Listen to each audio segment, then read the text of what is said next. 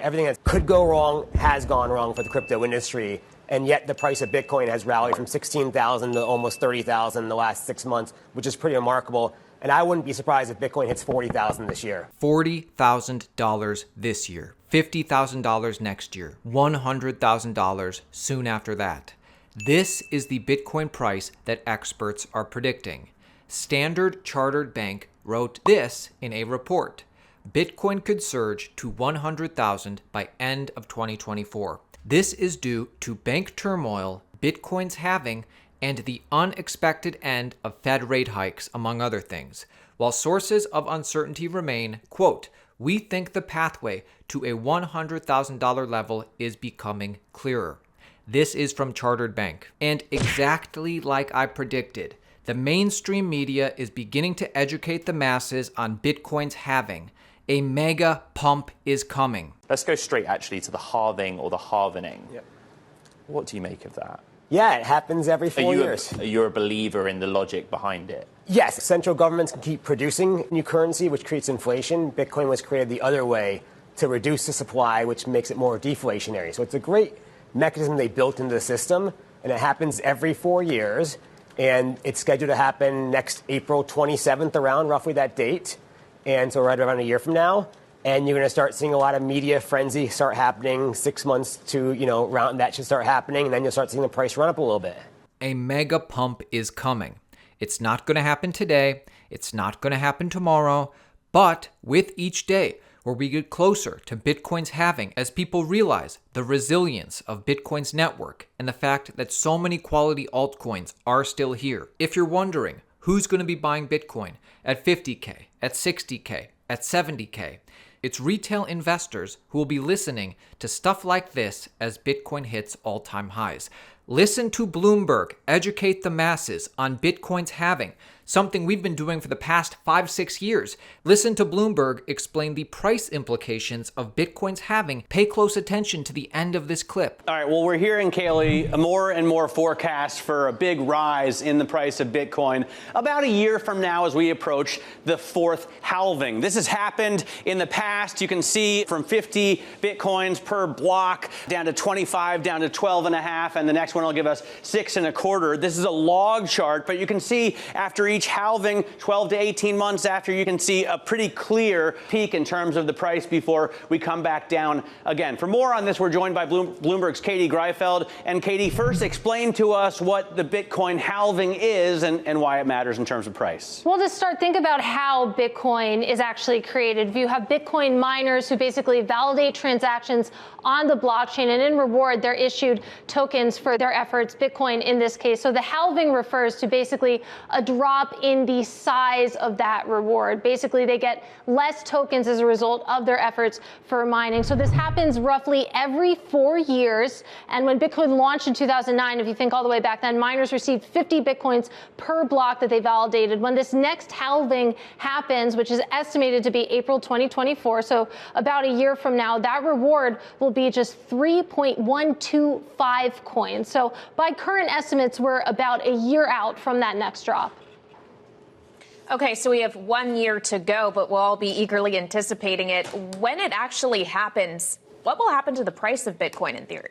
It's an intense debate, I would say, if you look across the industry. So if you look at previous halvings, very difficult word to say, in 2012, 2016, and 2020, you did see big rallies in the price of Bitcoins in the 12 months that followed. But the debate comes in because it's pretty much impossible to know how much of that had to do with the fact that the reward dropped, or was it just a coincidence when you think about what was going on in the macro environment. So again, pretty impossible to know. But then you look at some of the estimates. We have one from Bloomberg Intelligence, actually, that says if you look at the price of Bitcoin right now, the halving that's going to happen in about a year from now, it's only about 50% priced in. So you extrapolate that out, and they actually expect Bitcoin to rise to $50,000 per coin by this time next year. By the way, make sure you subscribe to our channel. Daily videos just like this, keeping you informed on the entire cryptocurrency market. If you're interested in making money in cryptocurrency, subscribe to our channel, Daily Videos. So much is happening in crypto, it's insane that people don't realize that this is going on.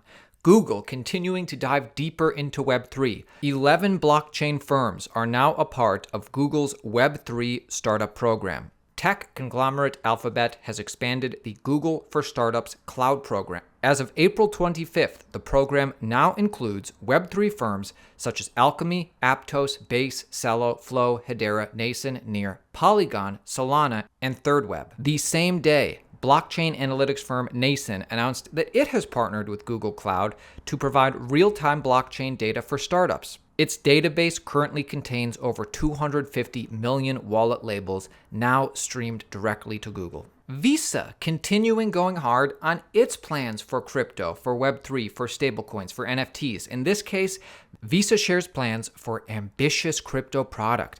Visa's upcoming crypto product is designed to drive mainstream adoption of public blockchain networks and stablecoin payments. Visa continuing to hire full-time crypto-savvy people. Uniswap protocol has officially passed 1.5 trillion in trading volume. There is light at the end of this tunnel, my friends. America's largest crypto exchange has launched a new campaign aimed at pushing the US authorities to finally deliver sensible crypto policy. Coinbase says we're absolutely convinced the SEC is violating the law.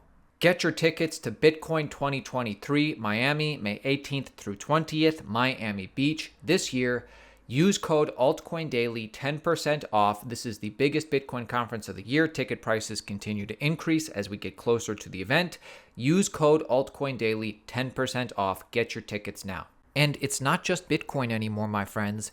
Ethereum is leading the charge for blockchain Web3 altcoin. There's currently 15% of the ETH supply that is staked on proof of stake, and that hasn't changed since, meaning that obviously some people have withdrawn now that withdrawals are possible, but you have an equivalent of amount of people who have started staking. And we're seeing that also driven by the fact that exchanges are offering institutional staking services, and there is demand for that. So I think we can clearly consider that the proof of stake merge and move from proof of work to proof of stake is a very successful upgrade for Ethereum. I am, honestly thinking that Ethereum is going to shine this year in 2023. As you said. Do you have any forecasts for us? Forecast? No, I'm not. I wish I had some, but clearly I'm very bullish generally on Ethereum. You're absolutely right to point out that the market right now is still very much driven by the price of Bitcoin. Assets have been very correlated to the price of Bitcoin, and it's mainly Bitcoin and ETH. All the alts are merely following behind. We did a big analysis ranking, looking at liquidity, market depth, and a couple of other metrics to see what is the actual kind of institutional grade investable universe of those kind of 2,000 something tokens. And the reality is there's about 50 that are actually liquid enough and could support some form of institutional investments. So yes,